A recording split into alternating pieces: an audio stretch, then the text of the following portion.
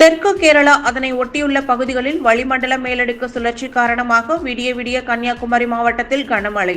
மாவட்டத்தில் அதிகபட்சமாக மயிலாடியில் 103.2 மில்லிமீட்டர் மழை பதிவு.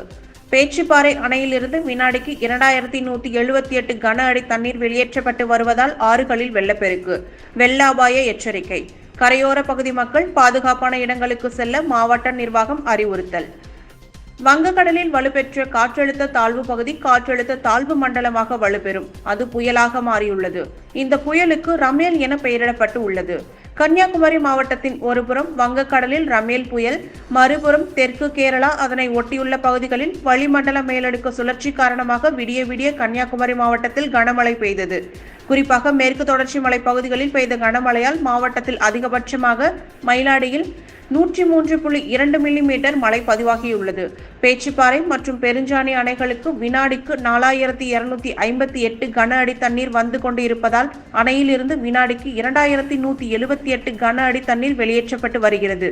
இதனால் ஆறுகளில் வெள்ளப்பெருக்கு, வெள்ள அபாய எச்சரிக்கை விடுவிக்கப்பட்டு கரையோர பகுதி மக்கள் பாதுகாப்பான இடங்களுக்கு செல்ல மாவட்ட நிர்வாகம் அறிவுறுத்தி வருகிறது. கன்னியாகுமரி மாவட்டத்தில் மேற்கு தொடர்ச்சி மலை பகுதிகளில் இரவு முழுவதும் விடிய விடிய கனமழை பெய்தது. மாவட்டத்தில் மாம்பழத்தாறு பகுதியில் 85 மில்லிமீட்டர் மழையும், ஆனைக்கிடங்கில் 84 மில்லிமீட்டர் மழையும், பாலமூரில் 82 மில்லிமீட்டர் மழையும் பதிவாகியுள்ளது.